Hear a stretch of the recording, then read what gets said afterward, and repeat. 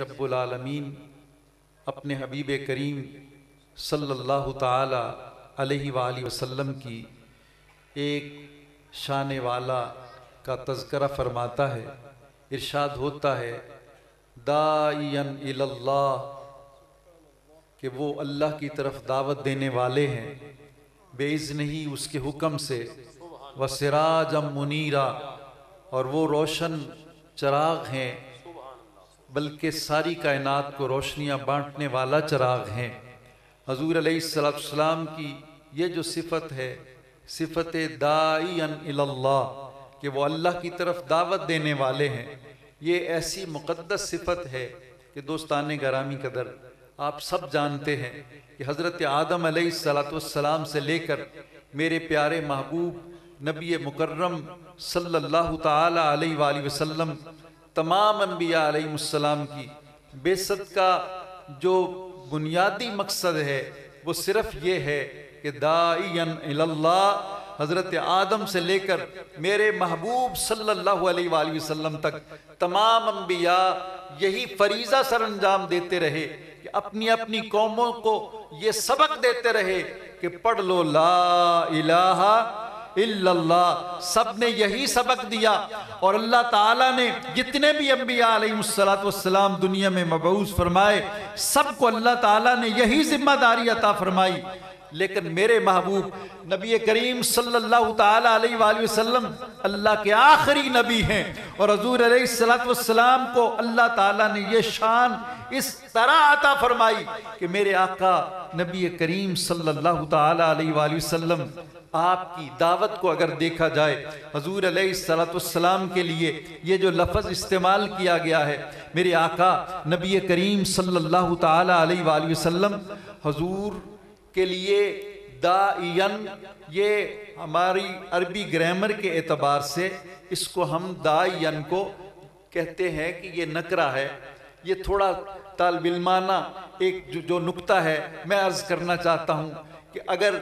اللہ تعالیٰ چاہتا تو الدائی کا لفظ استعمال فرما سکتا تھا، لیکن اللہ تعالیٰ نے داعیاً کا لفظ ارشاد فرمایا. داعیاً نکرہ ہے، اور نکرہ عموم پر دلالت کرتا ہے کہ اے حبیب کریم صلی اللہ علیہ وآلہ وسلم، آپ کی جو ذات اقدس ہے وہ اس کی جو دائی کی کیفیت ہے وہ کوئی خاص کیفیت نہیں ہے کہ ہم اس کو کسی خاص طرز عمل کے ساتھ،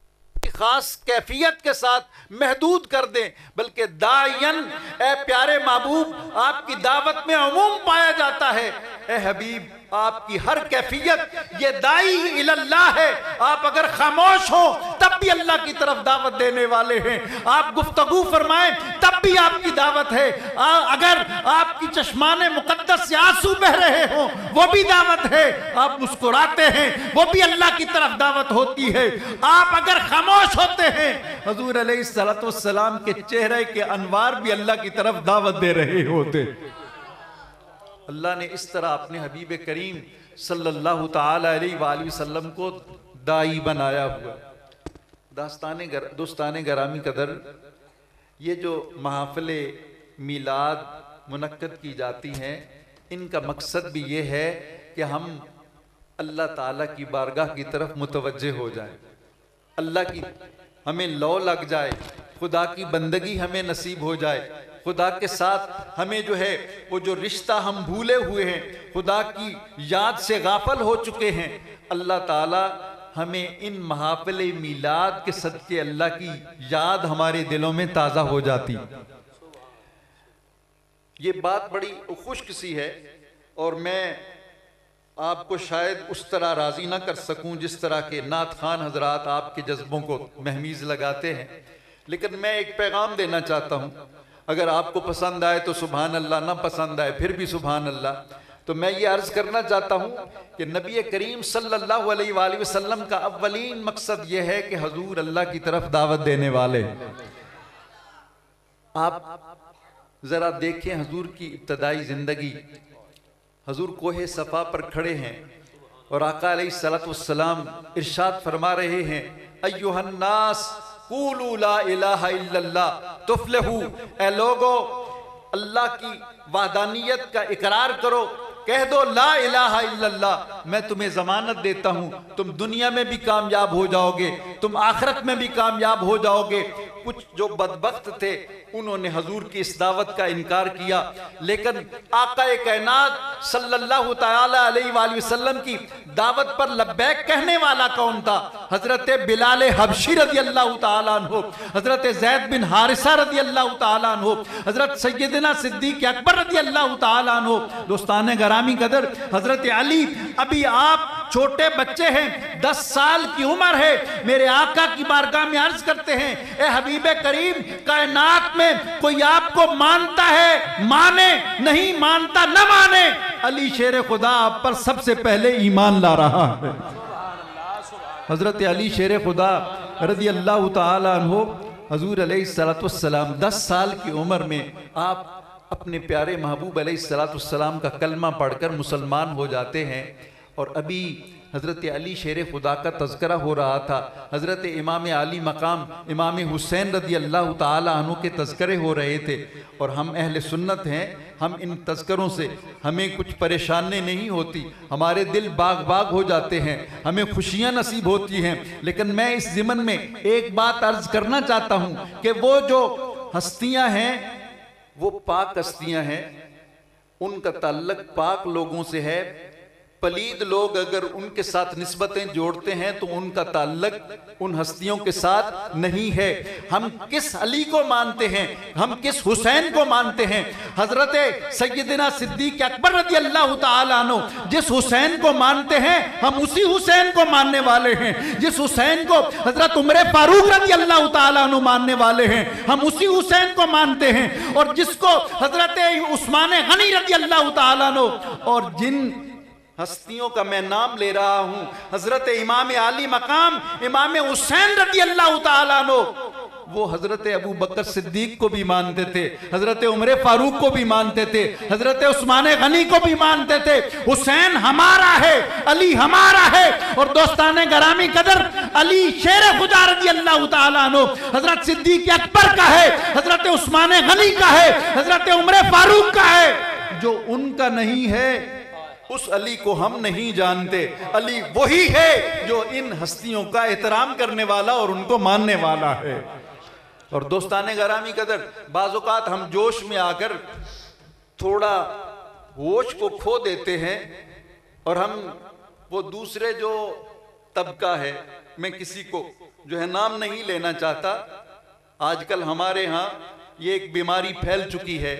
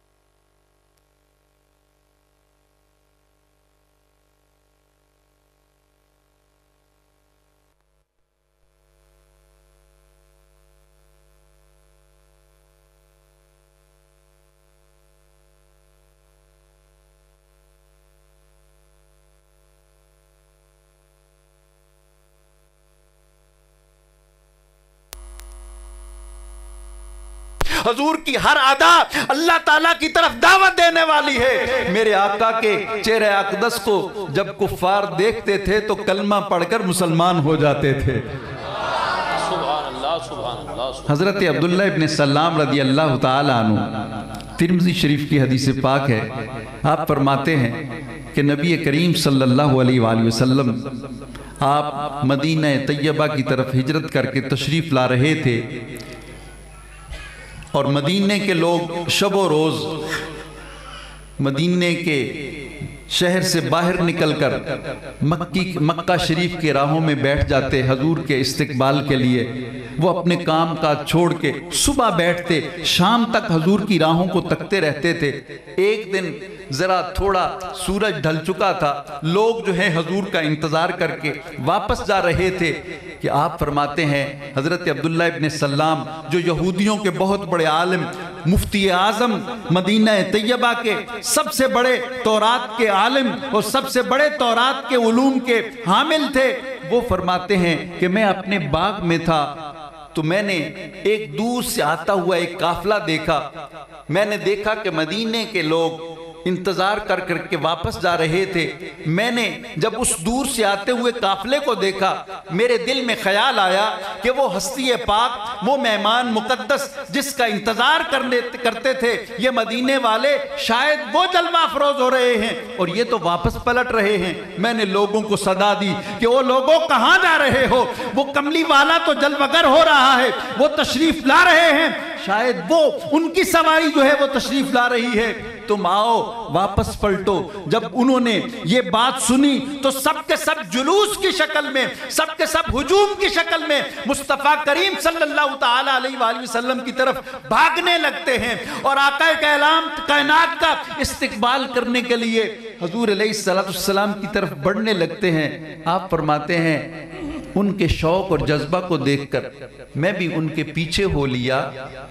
اور میں بھی دیکھنا چاہتا تھا کہ یہ کس ہستی پاک کے لیے یہ جا رہے ہیں اس طرح شوق کے ساتھ، اور ان کے جذبے اس طرح جو ہیں وہ بلندیوں پر ہیں، میں بھی تو اس کی جو ہے وہ چہرے کی زیارت تو کروں۔ وہ کہتے ہیں کہ جب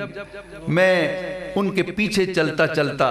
حضور علیہ السلام کی بارگاہ میں پہنچتا ہوں، حدیث کے الفاظ ہیں جئتو لانظرا، کہ میں بھی آیا کہ میں حضور کے چہرے اقدس کو دیکھوں، تو میرا دل یہ گواہی دیتا ہے عرفتو ان وجہہ لیس بوجہ کذاب، جب میری پہلی نظر حضور کے مکھڑے پر پڑتی ہے تو میرے دل میں یہ صدا بلند ہوتی ہے کہ یہ مقدس چہرہ کسی جھوٹے کا نہیں، یہ اللہ کے سچے نبی ہیں۔ وَدَاعِيًا إِلَى اللَّهِ، حضور نے ابھی کوئی گفتگو نہیں فرمائی، حضور علیہ السلام نے لوگوں کو کلمہ پڑھنے کا حکم نہیں دیا، وہ فرماتے ہیں میں حضور کا چہرہ دیکھ کر میرا دل گواہی دیتا ہے کہ یہ کوئی اور نہیں ہے، یہ اللہ کے سچے رسول جلوہ افروز ہو رہے ہیں۔ اور آپ فرماتے ہیں کہ حضور علیہ السلام آپ جب تشریف فرما ہوئے تو مدینے کے لوگ یہ نغمہ گا رہے تھے، طلع البدر علینا من ثنیات الوداع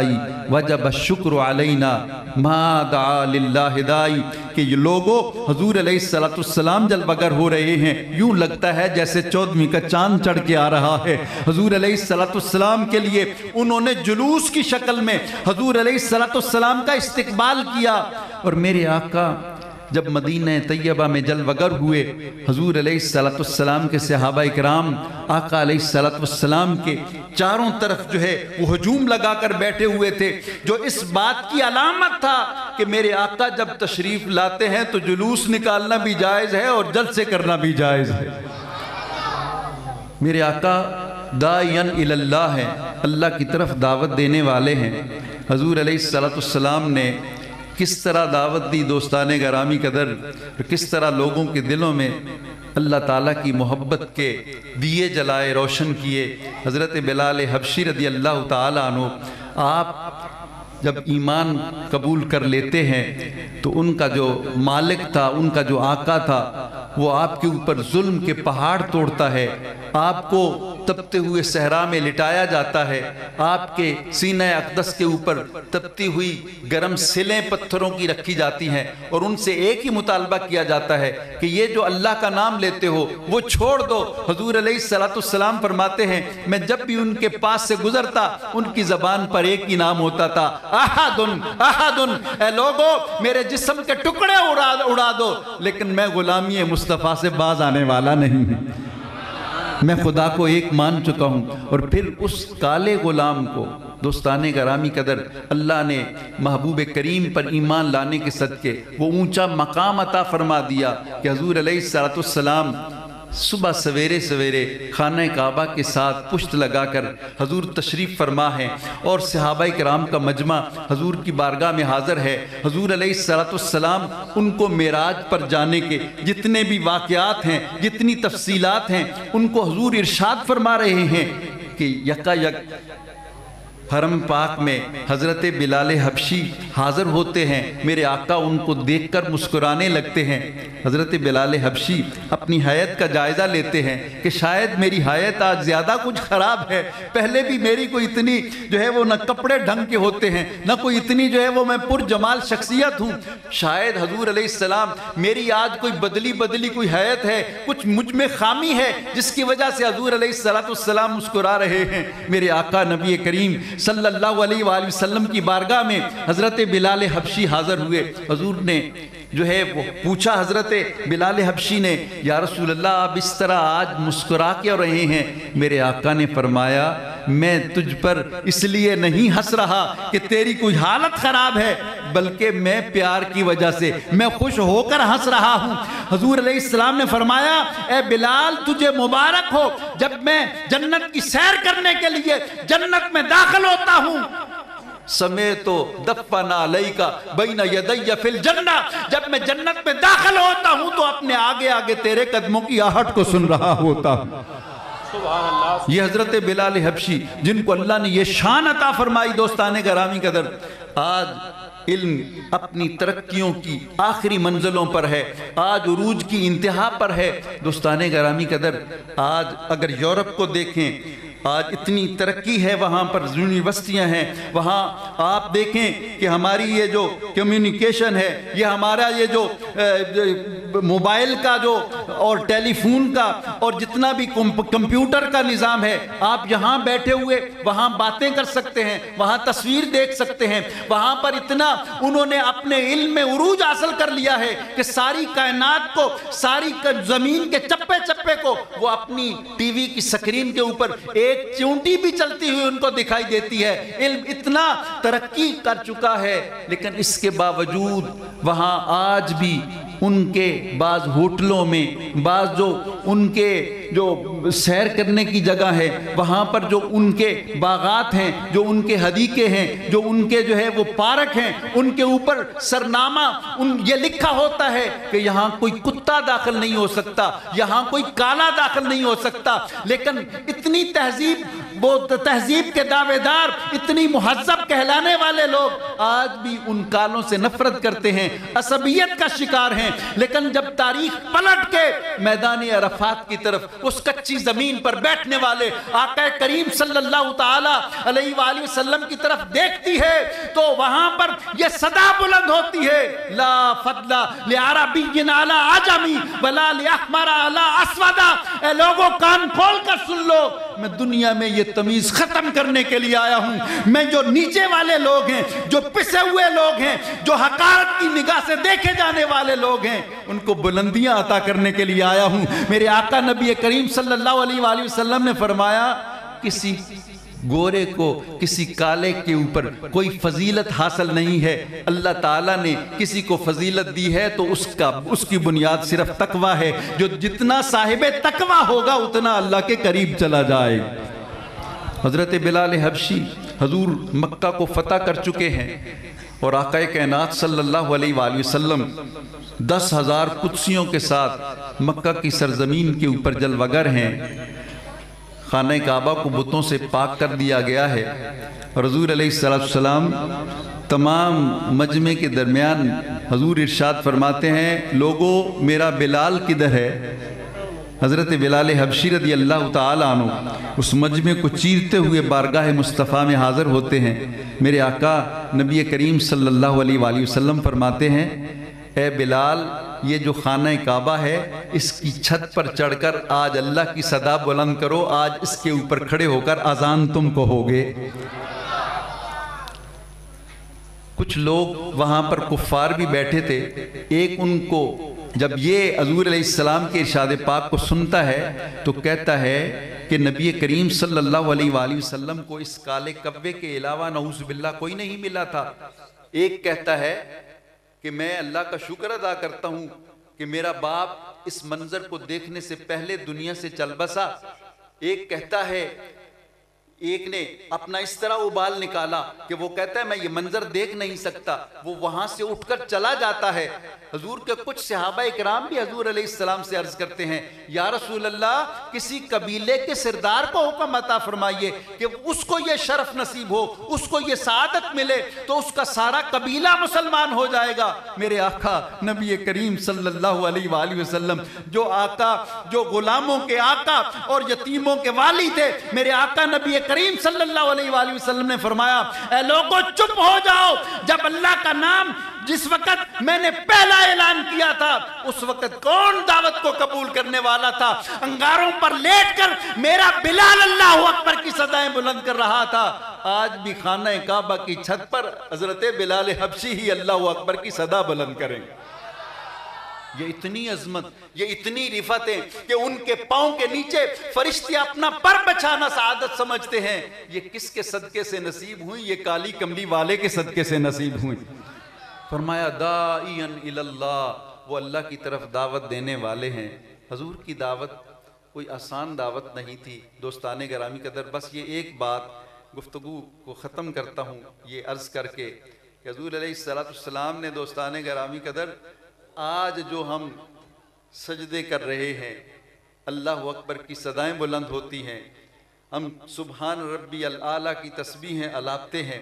تو اس کا سبب کیا ہے کہ اس کے لیے میرے آقا نبی کریم صلی اللہ علیہ وآلہ وسلم نے، آپ نے تکلیفیں اٹھائیں۔ حضور علیہ السلام طائف تشریف لے جاتے ہیں، وہاں کے سرداروں کو دعوت اسلام دیتے ہیں۔ انہوں نے میرے آقا نبی کریم صلی اللہ علیہ وآلہ وسلم کے پیچھے گنڈے لگا دیے، وہ حضور پر پتھر برساتے تھے۔ حضور علیہ السلام کے قدم ہائے مبارک زخمی ہو جاتے ہیں، وہاں سے خون نکلتا ہے۔ حضور علیہ السلام جو ہے وہ تھک کے نیچے بیٹھ جاتے ہیں، حضرت زید حضور کو سہارا دے کے اٹھاتے ہیں، پھر 2 قدم چلتے ہیں، پھر وہ خبیث حضور پر پتھر برساتے ہیں، حضور پھر جو ہے وہ تھک کر بیٹھ جاتے ہیں۔ اس طرح حضور علیہ السلام وہ حضور علیہ السلام کی دعوت کو بڑی نفرت سے وہ دھتکارتے ہیں اور اس کا قبول کرنے سے انکار کر دیتے ہیں۔ میرے آقا نبی کریم صلی اللہ علیہ وآلہ وسلم باہر تشریف لے گئے، اس بستی سے حضرت جبریل ہاتھ باندھ کے کھڑے ہو گئے، عرض کی یا رسول اللہ، اللہ تعالیٰ نے ارشاد فرمایا ہے کہ یہ میرے پاس ایک فرشتہ ہے جو طوفانوں کا فرشتہ ہے، جس کو اللہ تعالیٰ نے پہاڑوں پر جو ہے وہ حکومت عطا فرما رکھی ہے، اگر آپ حکم فرمائیں، آپ کی زبان اگر تھوڑی سی حرکت کرے گی تو یہ 2 پہاڑ اس بستی کے ارد گرد جو کھڑے ہیں ان کو ملا کر اس بستی والوں کو پیس کے رکھ دیا جائے گا، ان کو ہمیشہ کے لیے نیست و نابود کر دیا جائے گا۔ آپ حکم تو فرمائیں۔ اللہ تعالیٰ کو آپ کا یہ جو انہوں نے آپ کے ساتھ سلوک کیا ہے، اللہ تعالیٰ اس سے بڑا ناراض ہے۔ میرے آقا نے فرمایا یا رب العالمین، یہ مجھے جانتے نہیں، اللہم اہد قومی فإنہم لا یعلمون، الہ العالمین میری قوم کو ہدایت عطا فرما، یہ مجھے جانتے نہیں۔ میرے آقا نبی کریم صلی اللہ علیہ وسلم باہر تشریف لے گئے، ایک باغ میں حضور جلوہ افروز ہوئے۔ وہ ایک مکہ کا شخص جس کا نام ربیعہ تھا، وہ اس کا باغ تھا، اس کے 2 بیٹے عتبہ اور شیبہ وہاں پر موجود تھے۔ انہوں نے سارے منظر کو اپنی نگاہوں سے دیکھا تھا، تو وہ ان کے دل میں خیال آیا کہ یہ ہمارے شہر کے رہنے والے ہیں۔ تھوڑی سی عصبیت پیدا ہوئی، انہوں نے اپنے غلام جس کا نام عداس تھا اس کو حضور علیہ السلام کی بارگاہ میں بھیجا اور کہا وہاں سے ایک تازہ انگوروں کا گچھا وہ توڑو اور اس کو ایک تھال میں سجا کر مصطفیٰ کریم صلی اللہ علیہ وآلہ وسلم کی بارگاہ میں پیش کرو۔ حضور علیہ السلام کے سامنے جب وہ انگوروں کا گچھا رکھا جاتا ہے، حضور پڑھتے ہیں بسم اللہ، اور بسم اللہ پڑھ کر اس کو تلاوت کرنا شروع کر دیتے ہیں۔ وہ کہتا ہے، وہ عداس وہ دوسرے علاقے کا رہنے والا تھا، عیسائی مذہب سے تعلق رکھتا تھا، وہ کہتا ہے واللہ ان ھذا الکلام لیس من اہل بلدہ، یا رسول اللہ صلی اللہ علیہ وسلم، یہ جو آپ کلام کر رہے ہیں بسم اللہ پڑھ کر جو آپ تناول فرما رہے رہے ہیں یہاں کے لوگ تو یہ نام نہیں لیتے، یا آپ کے چہرہ اقدس پر اس نام کی ہیبت کو میں دیکھ رہا ہوں، آپ کے چہرہ اقدس پر اس نام کے تقدس کے جو مناظر ہیں وہ میری نگاہیں دیکھ رہی ہیں۔ یا رسول اللہ صلی اللہ علیہ وسلم یہاں کے رہنے والے یہ نام تو نہیں لیتے۔ میرے آقا نے فرمایا اے عداس من ای اہل بالدن، تم کس شہر کے رہنے والے ہو، وما دینوں کا، اور تیرا دین کیا ہے، تم کس مذہب کے ماننے والے ہو، کس بستی کے رہنے والے ہو؟ وہ کہتا ہے انا نصرانی وانا رجل من اہل نینوا، وہ کہتا ہے کہ میں نصرانی ہوں، میرا مذہب عیسائی ہے، اور میں نینوا ایک جو ہے وہ علاقہ ہے وہاں کا رہنے والا ہوں۔ میرے آقا نبی کریم صلی اللہ علیہ وسلم فرماتے ہیں قریۃ رجل صالح، تم اس بستی کے رہنے والے ہو یونس ابن متی، جہاں حضرت یونس علیہ السلام جلوہ افروز رہتے ہوتے تھے، وہ اس اللہ کے نیک بندے کی بستی کے رہنے والے ہو۔ وہ بڑا حیران ہوا، وہ کہنے والا وہ کہتا ہے، عداس حضور کی بارگاہ میں عرض کرتا ہے ما یدری کا یونس ابن متی، اے پیارے تم یونس ابن متی کو کیسے جانتے ہو؟ میرے آقا نے فرمایا ذاک اخی کان نبی و انا نبی، وہ میرے بھائی تھے، وہ بھی نبی تھے اور میں بھی اللہ کا نبی ہوں۔ جب وہ یہ بات سنتا ہے تو دوستان گرامی قدر اس کے دل میں ایمان کی روشنی پھوٹتی ہے۔ حدیث کے الفاظ ہیں وَأَقَبَّ عَلَى رَسُولِ اللَّهِ صلی اللہ علیہ وسلم، وہ حضور علیہ السلام کے اوپر جھکتا ہے، يُقَبِّلُ رَأْسَهُ وَيَدَيْهِ وَقَدَمَيْهِ، اور آقا علیہ السلام کے کبھی سر اقدس کو بوسہ دیتا ہے، کبھی حضور کے دست اقدس کو بوسے دیتا ہے،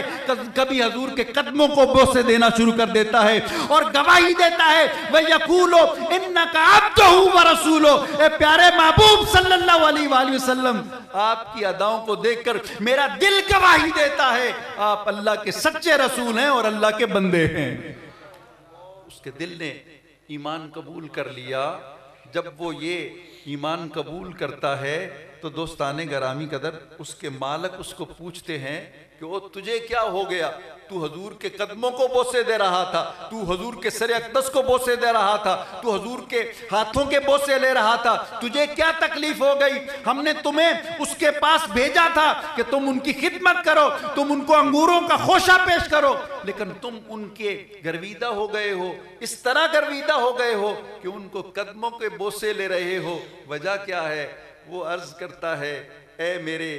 میرے سردارو، اے میرے مالکو، کان کھول کے سن لو، خدا کی قسم ما شیئن فی الارض خیر منہ، اس روئے زمین پر میں اس ہستی پاک سے بہتر کوئی ہستی نہیں دیکھتا۔ کیوں؟ اس لیے اخبرنی عن عمر لا یعلمہ الا نبی، انہوں نے جس بات کی مجھے خبر دی ہے کائنات میں نبی کے علاوہ وہ خبر کوئی دے ہی نہیں سکتا ہے۔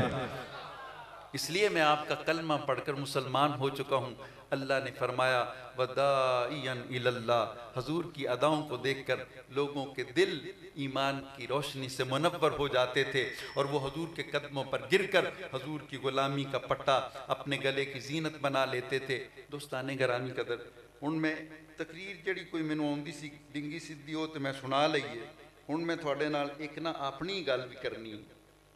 ہن تسی محفل میلاد بنا لئی، جلوس بھی کٹ لین،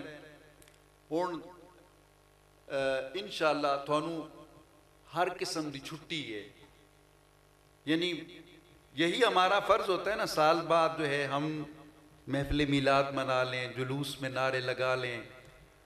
اس کے بعد ہمارا جب محفل سے اٹھ جائیں گے، جلوس ختم ہو جائے گا، 12 ربیع الاول وہ اس کے تمام تقریبات اختتام پذیر ہو جائیں گی، تو پھر ہمیں ساری چھٹی ہے۔ کیا چھٹی ہے؟ جب بھی بولنا ہے سچ نہیں بولنا، پکا جھوٹ بولنا ہے، کیونکہ ہم تو بس محفل میلاد منا لیے تو اب سارے گناہ اگلے پچھلے بخشے گئے، اب اگلے سال تک کے لیے پھر جو ہے وہ گناہ اکٹھے کریں گے۔ میرے بھائیوں ذرا دل پہ ہاتھ رکھ کے مجھے بتاؤ تو صحیح، کیا محفل میلاد کا یہ سبق ہے؟ کیا ہم حضور علیہ السلام کا نام اس لیے لیتے ہیں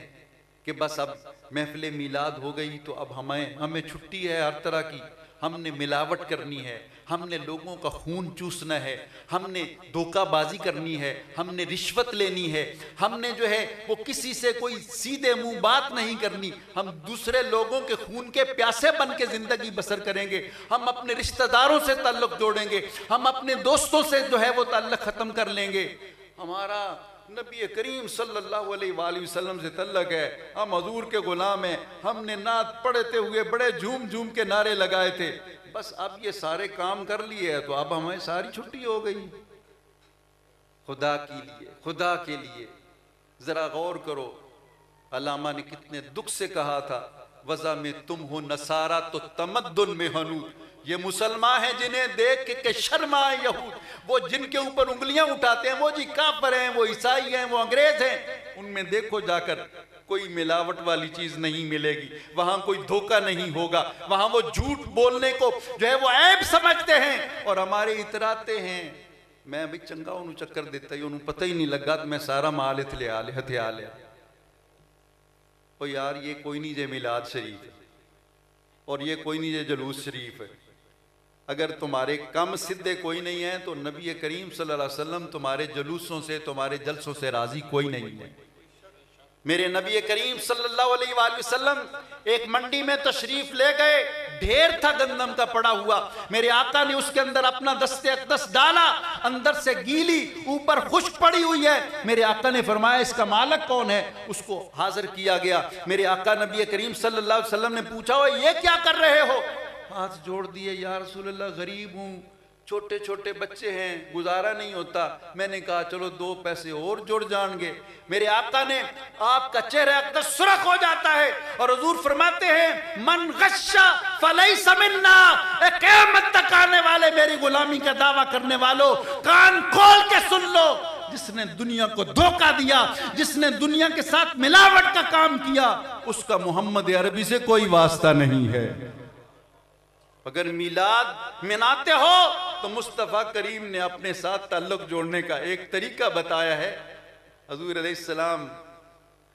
دشمنوں سے پوچھتے ہیں بتاؤ میرے بارے میں کیا خیال ہے، وہ کہتے ہیں انت صادقن انت امینن، تو سچا بھی ہے اور تو امانت دار بھی ہے۔ حضور صلی اللہ علیہ وسلم نے اس طرح تربیت فرمائی تھی۔ بس ایک جملہ عرض کر کے اپنی گفتگو کو ختم کرتا ہوں۔ حضرت عمر فاروق رضی اللہ تعالیٰ عنہ گلی سے گزر رہے ہیں اور ایک گھر سے آواز آ رہی ہے، ایک ماں اپنی بیٹی سے کہتی ہے بیٹی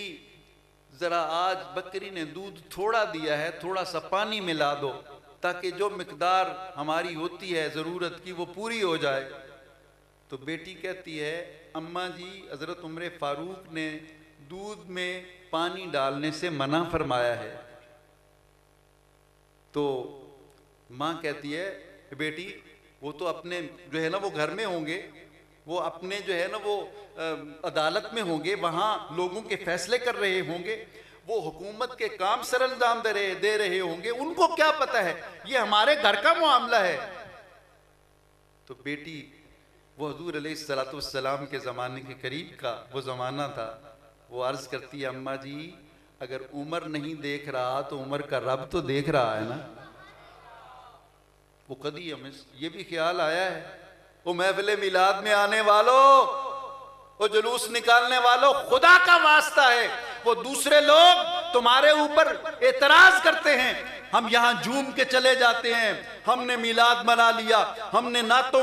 والوں پر جو ہے وہ نوٹ نچھاور کر دیے، بس ہماری ساری ذمہ داری ختم ہو گئی۔ اور دوستان گرامی قدر مصطفیٰ کریم کے سامنے تمہارے صبح کے اعمال بھی پیش کیے جاتے ہیں، تمہارے شام کے بھی اعمال پیش کیے جاتے ہیں۔